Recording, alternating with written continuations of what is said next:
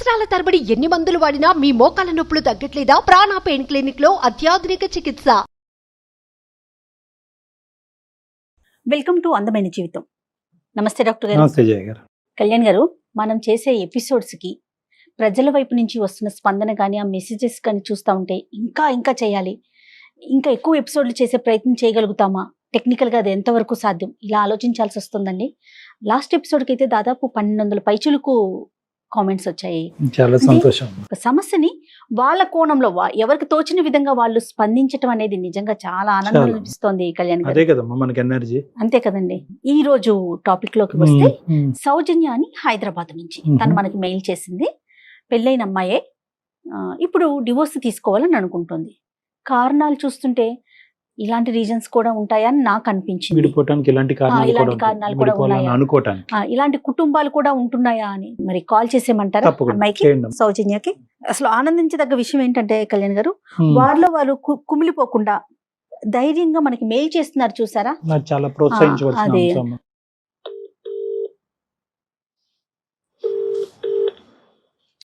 Hello hello, సౌజన్య గారండి? సౌజన్య మాట్లాడుతున్నానండి.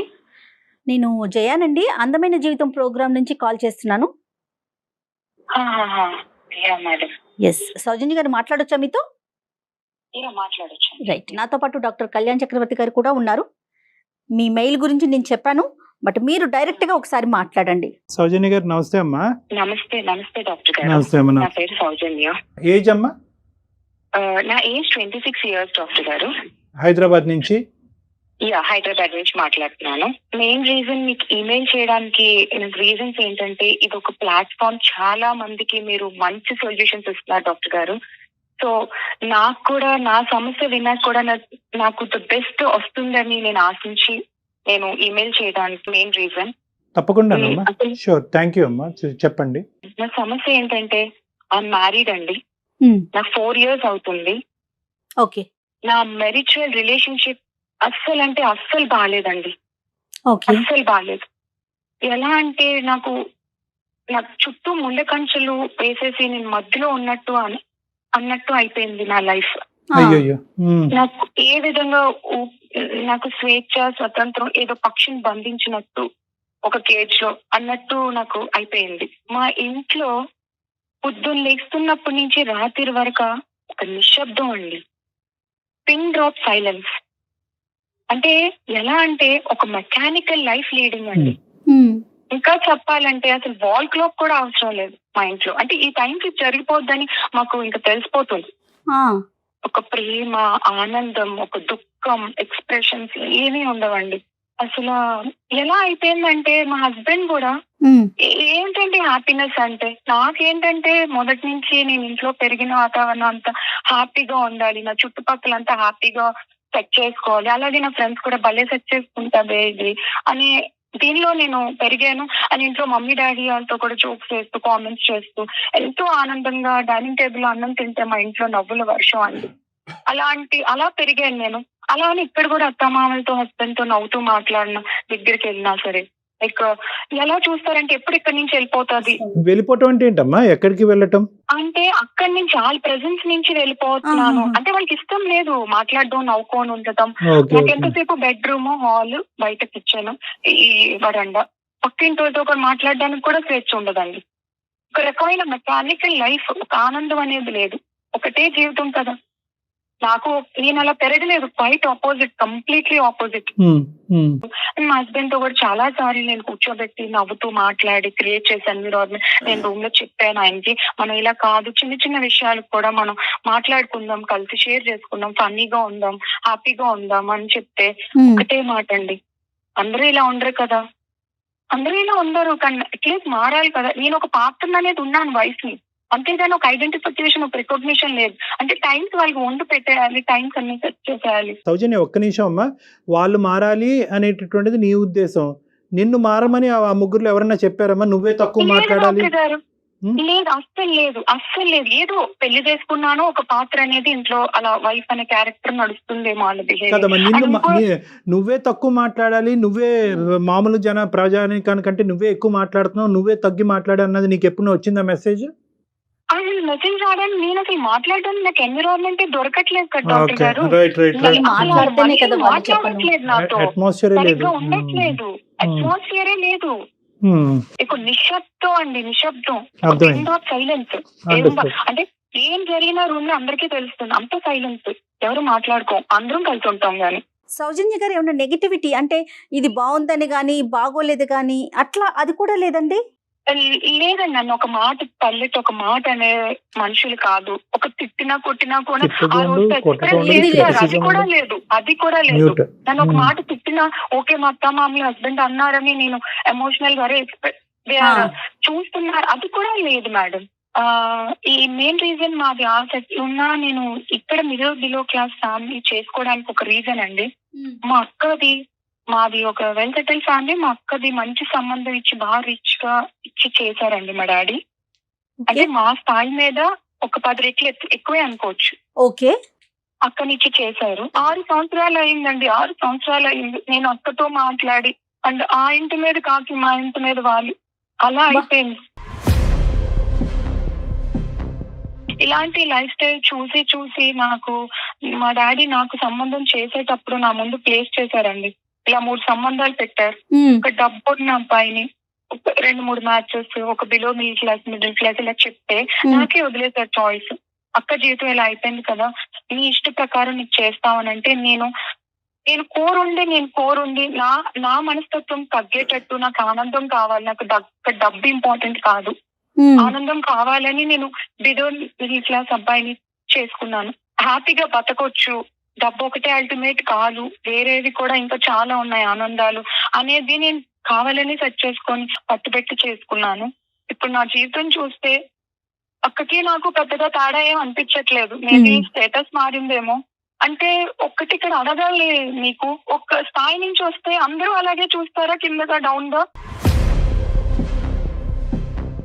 నేను బాగా లైవ్లీగా నాకు ఏమి వద్దు, ఆశించొద్దు, నాకు ఆనందమే కావాలి, నాకు స్వచ్ఛమైన ప్రేమలు కావాలి, అక్క జీవితం అలా అయిపోయిందని నేను ఇది కోరుకోవడం తప్ప అండి? లేదు, నీ ఆలోచనలో తప్పేమీ లేదమ్మా. కానీ ఇప్పుడున్నటువంటి పరిస్థితిని చూస్తే కనుక దీన్ని నువ్వేమన్నా చేయగలవా, లేదంటే నీకు సంబంధించినటువంటి వాళ్ళు ఎవరైనా నీ తరపున మాట్లాడగలరా? అక్కది ఓకేనమ్మా, అక్క ఇష్యూ ఒక విధంగా జరిగింది, నీకు ఒక పద్ధతిలో జరిగింది. ఈ రెండింటిని మనం ముడిపెట్టద్దు. ఈరోజు ఇప్పుడు కావాల్సింది ఏంటంటే నీ జీవితాన్ని ఏ విధంగా సరిచేయగలవు అన్నది. ఇంతేనమ్మా నీ జీవితంలో ఇప్పుడు జరిగింది, ఇంకేమన్నా ఉందా? అది అసలైన కారణం నేను డివోర్స్కి వెళ్దాం అనుకుంటున్నాను డాక్టర్ గారు. ఒక నెల అంటే ఓకే, ఒక 2 నెలలు, సంవత్సరం, 2 సంవత్సరాలు, అలా 4 సంవత్సరాల నుంచి నేను అది మార్చుకోవడానికి ఎన్నో ప్రయత్నాలు చేశాను. ఏ విధంగా ఏ నిమిషంలో కూడా నాకు ఎప్పుడూ అనిపించలేదు. ఒక్క నిమిషం తల్లి, డివోర్స్ తీసుకోవాలని ఆల్రెడీ నిర్ణయానికి వచ్చారు. ఇలాంటి వాతావరణంలో నేను ఉండగలనా? ఈ నిశ్శబ్దమైనటువంటి హైపర్ పద్ధతులు ఉండేటటువంటి వాతావరణంలో, గడియారం కూడా అవసరం లేకుండా అన్ని టైంకి టక్కుమని జరిగే మెకానికల్ వాతావరణంలో నేను జీవించగలనా అంటే కనుక జీవించేటటువంటి అమ్మాయిలు కూడా ఉన్నారు.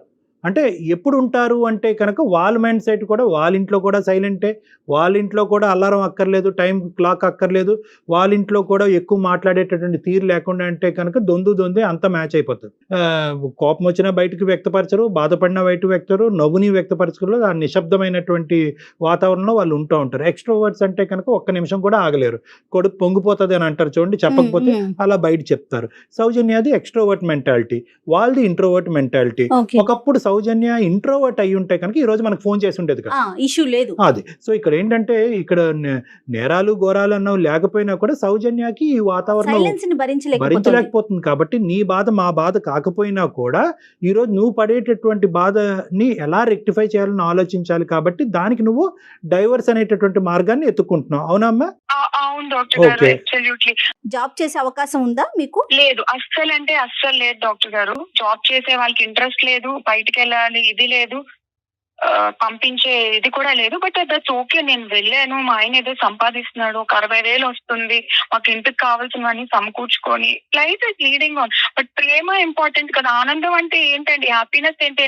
నాకు కోట్లుగా ఏదో 5 స్టార్ హోటల్లో వెళ్ళి తిప్పక్కర్లేదు, ఒక రూమ్ లో ఒక 5 నిమిషాలు ఏంటి ఈ రోజు ఏం చేసావు, ఏం కూరలు, ఇవి. అమ్మ సౌజన్య, దట్స్ అండర్స్టూడ్ అమ్మా. పిల్లలు లేకపోవటానికి కూడా ఇది ఒక కారణమా? 4 సంవత్సరాలు?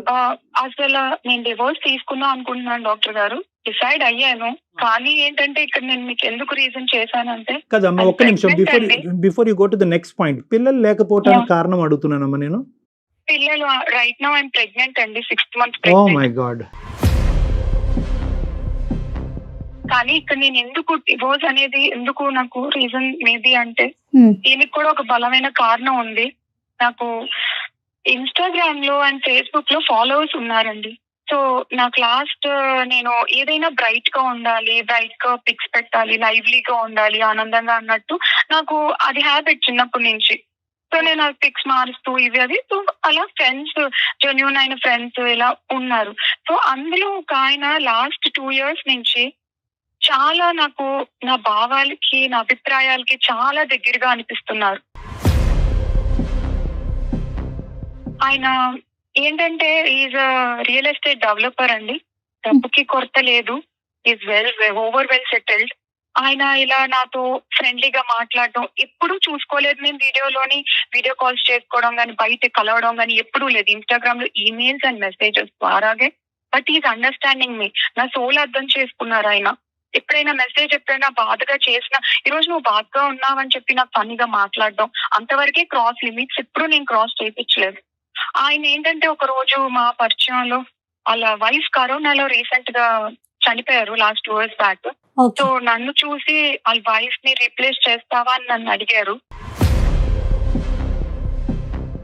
కానీ నా మాటకు అన్నాను, ఇదేంటి నీకు తెలుసు కదా నాకు మ్యారేజ్ అయింది, ఇదైంది అని చెప్తే, అలా లేదు, ఇది నా మనసులో భావన, నీకు ఇష్టం అయితేనే, అండ్ నేను చేసే ఫీల్ లో నీకు నీ పేరున 2 crores ప్రాపర్టీ కూడా రాస్తాను, 2 flats. అది నీ జెన్యూనిటీ కోసం, ఏదో నాకు డబ్బు ఉందని చూపించుకోవడానికి కాదు అని నా ముందు ప్లేస్ చేశారు. కానీ నేను ఆ టైంలో ఏం మాట్లాడకుండా, ప్రొలాంగ్ చేయకుండా నేను ఒకరితో ఆపేశాను. బట్ దాని తర్వాత కూడా ఈజ్ కంటిన్యూయింగ్ మీ అండి, ప్రతి నా వెల్ బీయింగ్ ఎవ్రీథింగ్. అంత బిజీ షెడ్యూల్ లో కూడా నాకంటూ స్పేర్ చేస్తున్నారు సార్ టైం. అతనికి పిల్లలు ఉన్నారండి? పిల్లలు లేరు మేడం. మీరు ప్రెగ్నెంట్ అని తెలుసమ్మా అతనికి? ప్రెగ్నెంట్ అని తెలుసు, ఎందుకంటే నా భర్త కన్నా ఆయనే నాకు కేర్ తీసుకుంటున్నారేమో అని అనిపిస్తుంది. నేను ఆయన ముందు ఎక్స్ప్రెస్ చేయలేదు ఈ మాట కూడా. ఏంటంటే టైం తిన్నావా, ఇవి తిను, అవి తిను, హెల్త్ చూసుకో అని నా భర్త కూడా అడగట్లేదండి, ఆయన అంత కేర్ తీసుకుంటున్నారు. నేను ఎలా అనుకున్నానంటే, నా భర్తని బయటికి వెళ్తే నేను అందంగా ఉంటానని అందరూ అంటూ ఉంటారు, అని నాకన్నా నా భర్త ఇంకా బాగా కనిపించాలని, బ్రైట్ గా కనిపించాలని, బయటకు వెళ్తే హెయిర్ క్రాఫ్ట్ నుంచి షూ పాలిష్ వరకు నేను ఎంతో అందంగా ఉండాలని చూసుకొని, ఆయన ఉన్న అందం పోగొట్టుకొని మెయింటెనెన్స్ చేయక, నన్ను అర్థం చేసుకోక, ఏంటండి లైఫ్, అలాంటి అంత ప్రేమగా చూసుకున్నాను నా భర్తని. అలాంటి ఆయన మీదే నాకు పోయిందండి మొత్తం.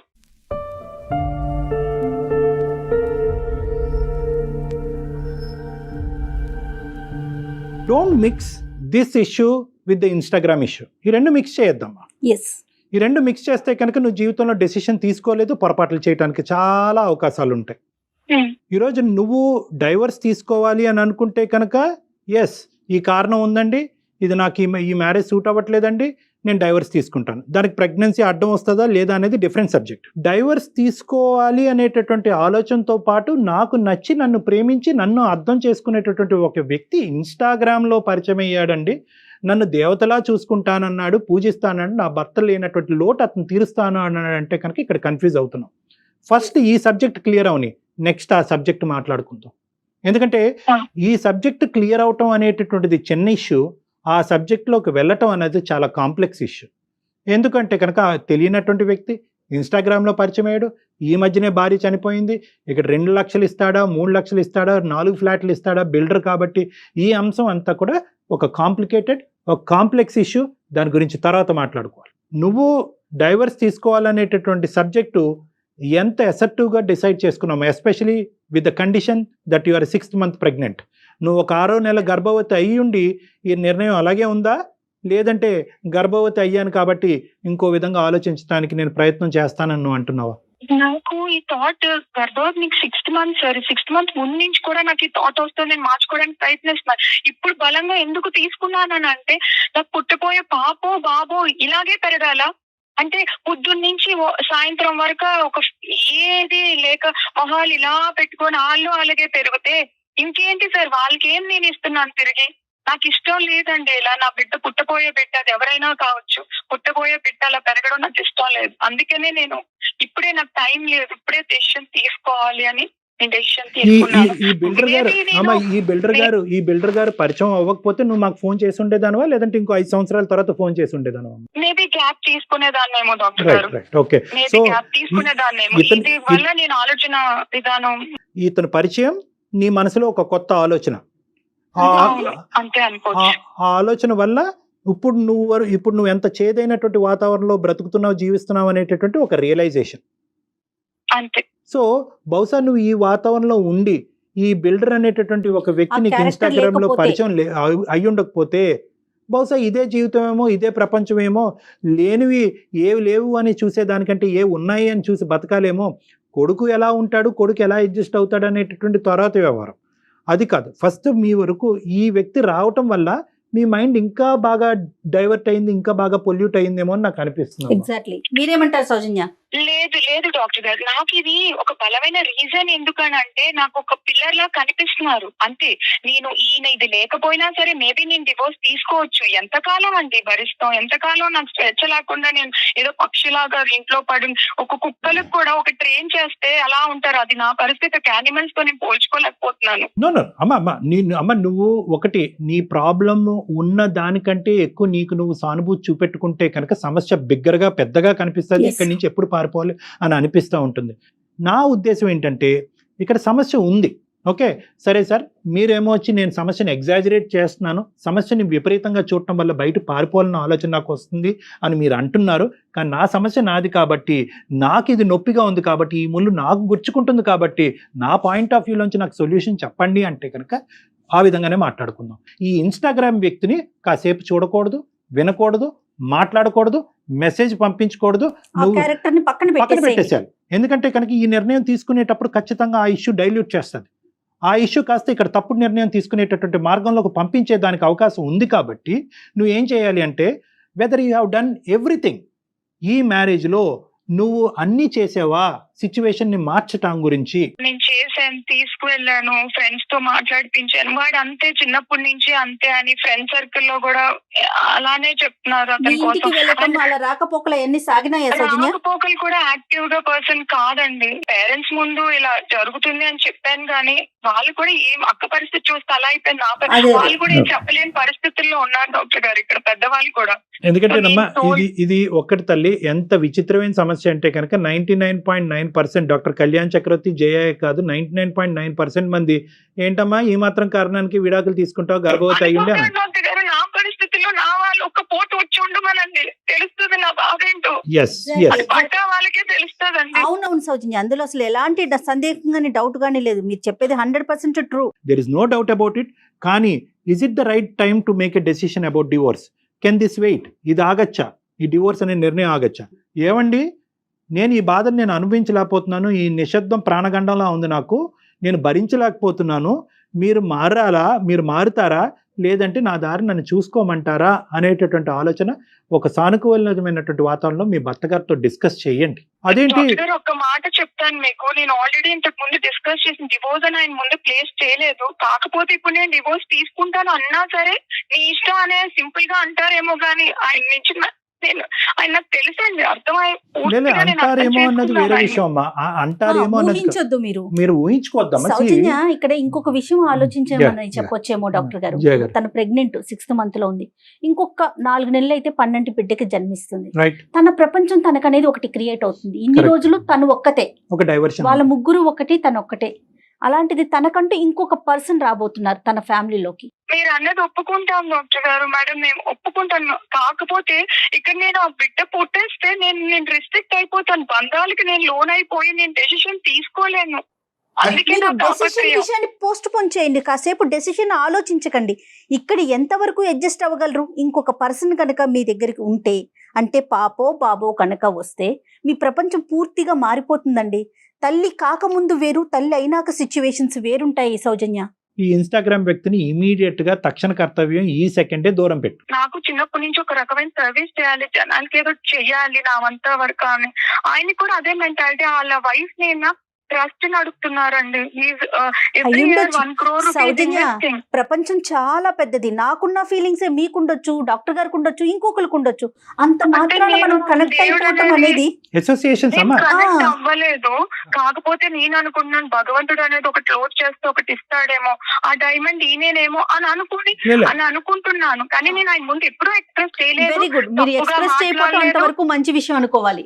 అమ్మ అతను డైమండ్ అయ్యన్నా అయి ఉండొచ్చు, గోల్డ్ అన్నా అయి ఉండొచ్చు అమ్మా. ఇప్పుడు డైమండా గోల్డా అనేది అసెస్మెంట్ చేసేటటువంటి పరిస్థితి నీది కాదు. Associations are different from relationships. ఒక మంచి ఫ్రెండ్గా, ఒక సానుభూతి పరుడులాగా నిన్ను డైవర్ట్ చేయకుండా ఉన్నంతకాలం నో ప్రాబ్లం. ఇవి ఒక గోల్డెన్ అవకాశంలో నీకు అనిపిస్తుంది. పదే పదే ఇలాంటి వ్యక్తులు ప్రపోజ్ చేయక్కర్లేదు. వాళ్ళు మంచి చేష్టలు చూపెడితే కనుక ఈ ప్రెగ్నెన్సీ ఉండేటటువంటి ఒత్తిడిలో మీ ఆయన దగ్గర ఉన్న వాతావరణంలో నువ్వే అట్రాక్ట్ అయిపోతావు. సౌజన్య ఏమనుకుంటున్నారంటే, ఇప్పుడు నేను 6th month ప్రెగ్నెన్సీలో ఉన్నాను, వెంటనే డివోర్స్ తీసేసుకుంటే రేపు పుట్టపోయే బిడ్డకి ఒక అండగా ఆయన ఉంటారు, మేమిద్దరం అమ్మా నాన్నలుగా సమాజానికి పరిచయం అవుతాము, బిడ్డకి ఇష్యూ ఉండదు అనే కోణంలో ఆలోచిస్తున్నారేమో. ఏ సౌజన్య? బిడ్డ దగ్గర నుంచి తండ్రిని ఎలా దాస్తారమ్మా? అది ఇంపాసిబుల్. అది కదా. అది దట్స్ ఏ సౌజన్య? మేబీ ఆయన యాక్సెప్ట్ చేయొచ్చు ఖచ్చితంగా. ఎందుకంటే ఆయనకి తెలుసు ప్రపోజ్ చేయకముందు, నాకు చేసే ముందు అప్పుడు నేను ప్రెగ్నెంట్ కాదు, ప్రెగ్నెంట్ అని కూడా అదే ఫీలింగ్స్ తో నన్ను ఇది చేస్తున్నారు.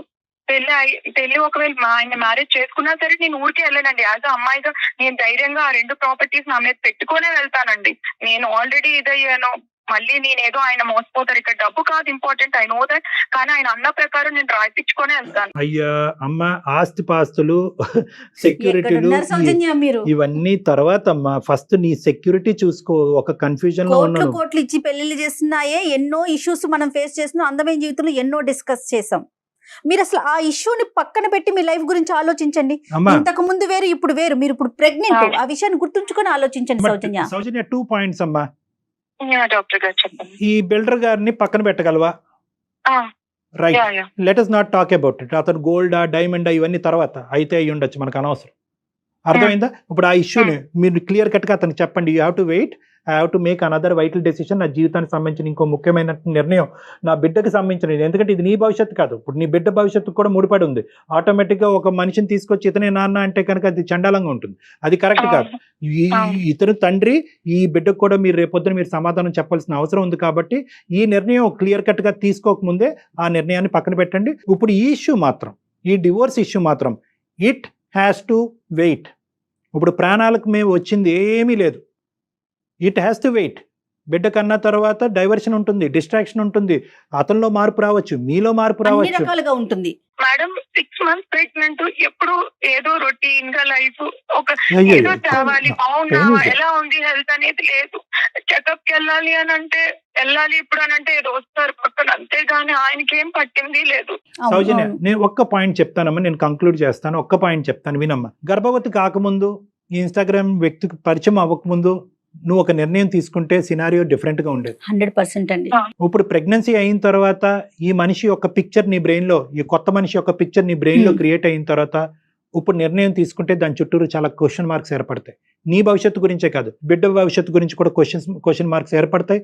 సమాజం రకరకాలుగా మాట్లాడుకుంటుంది. సరే, ఆ సమాజం మాటలతో నాకు సంబంధం లేదు, నా జీవితం నాకు ఇంపార్టెంట్ అని చాలా మంది అంటూ ఉంటారు. అది పక్కన పెడదాం. ఇప్పుడు నిర్ణయం, ఇంతకు ముందు నిర్ణయం, ఈ రెండింటికి చాలా తేడా ఉందమ్మా. ఇప్పుడు నిర్ణయం మాత్రం you have to wait and watch. లేదు, కాదు, కూడదు, ఎటువంటి మార్పు లేదంటే కనుక ఇదే నిర్ణయం ఒక 6 నెలల తర్వాత, సంవత్సరం తర్వాత తీసుకుంది. కానీ సౌజన్య ఏం ఊడిపడింది? మీరైతే నా ఉద్దేశం కూడా సేమ్ డాక్టర్ గారు చెప్పినట్టు తొందరపడి నిర్ణయం తీసుకోవద్దమ్మా. Children can bring in changes and do miracles. పుట్టబోయేటటువంటి బిడ్డ ఒక అద్భుతాలు సృష్టించేటటువంటి కెపాసిటీ వాళ్ళకు ఉంటుంది. ఎలాంటి మాట్లాడినటువంటి మోగబోయినటువంటి వీళ్ళని కూడా మార్చేస్తారు ఆ పిల్లలు. ఎలాగైనా బిడ్డను కనాలి అని నువ్వు నిర్ణయించుకున్నావు కాబట్టి ఆ నిర్ణయం అప్పుడు తీసుకుంది, కానీ ఆ తర్వాత అవ్వకపోతే అప్పుడే తీసుకుంది. మీకైతే హెల్దీ బేబీ కావాలి కదా సౌజన్య? అవును అవును మేడం, అవును. మీరు మరి ఇన్ని రకాలుగా ఆలోచిస్తూ ఉంటే ఎట్లా చెప్పండి? మీరెంత హ్యాపీగా ఉండాలి ఈ సిచ్యువేషన్ లో. మళ్ళీ మళ్ళీ వస్తుందా జీవితంలో? బీ బ్రేవ్ అండి, బీ బ్రేవ్. ఓకేనమ్మా, తెలివిగా ఆలోచించండి ఒక్కసారి. ఓకేనమ్మా. నేను ఓకే డాక్టర్ గారు, నేను వెయిట్ చేస్తాను. నేను బిడ్డ పుట్టాక మార్పు చూస్తాను. నేను ఇంకా వెయిట్ చేస్తాను ఇంకొక సంవత్సరం. మీరు అన్నట్టు బాబు పాప పుట్టాక కూడా ఇంకో 1 year 2 years నేను వెయిట్ చేస్తాను. ఇక్కడ నాకు ఏది కోరిక నేను వెళ్ళిపోవాలి అనేది కాదు డాక్టర్ గారు, కనపడింది. నీకు మరీ ఎక్కువ స్ట్రెస్ఫుల్ గా ఉంటే నా దగ్గరికి రా, ఒకసారి రండి, ఒక 2-3 సార్లు మాట్లాడండి, మేము మీకు సపోర్టివ్ గా ఉంటాము. మా ప్రోగ్రామ్ ద్వారా కూడా మీకు సపోర్ట్ని ఇస్తాము. ఓకేనమ్మా? But this okay is the doctor గారు, నేను వెయిట్ చేస్తాను. ఏదైనా ఒక 2 months అమ్మ వాళ్ళ ఇంటికి వెళ్ళే ప్రయత్నం చేయండి Soujanya. Okay, thank you madam. ఓకేనమ్మా. Thank you okay. డాక్టర్ గారు. టేక్ Okay, కేర్ అమ్మా. okay. God bless you. Take care అమ్మా. అంటే ఆ ప్రెగ్నెన్సీలో ఉండే ఒత్తిడి వల్ల కూడా నిర్ణయంలో ఉండే స్పీడ్ కూడా జరుగుతుంది. అవునండి. అమ్మాయి అనుభవాన్ని మనం తోసిపుచ్చేయలేము ఇక్కడ. అవునవును, చాలా ఇబ్బంది పడుతుంది తను. సైలెంట్ గా ఉండే వాతావరణంలో 10 నిమిషాలు మనం ఉండలేము. అవునవును, అలాంటిది ఇప్పుడు ఆ అమ్మాయి అక్కడ ఉంటున్నా కూడా 4 years 4 years. సో నరకం అనిపిస్తుంది. కానీ this is not the right time to take the decision. Correct చెప్పారండి. అండ్ ఎస్పెషలీ ఒక బ్యాక్గ్రౌండ్ లో ఇంకో పిక్చర్ క్రియేట్ అయినప్పుడు ఆ నిర్ణయం తీసుకోవటం ఇంకా తప్పిదం అయిపోతుంది. అవును అవును. So she has to wait. ఇప్పుడు చిన్న గీత ముందు పెద్ద గీత చాలా పెద్దగా కనిపిస్తుంది. కరెక్ట్. ఆ గీతం చూసి ఇది చాలా తక్కువ అనుకుంటాం. కంపారిజన్. కంపారిజన్ చేసేసుకుంటూ ఉంటాం. But she has agreed to wait. Thanks. Yes, అవునండి. మనం చాలా చక్కటి should be happy. సొల్యూషన్ చెప్పారు డాక్టర్ గారు. నాకు Thank కూడా you. చాలా హ్యాపీగా అనిపిస్తా ఉంది. Thank you. రైట్ అండి, నమస్తే. Thank you.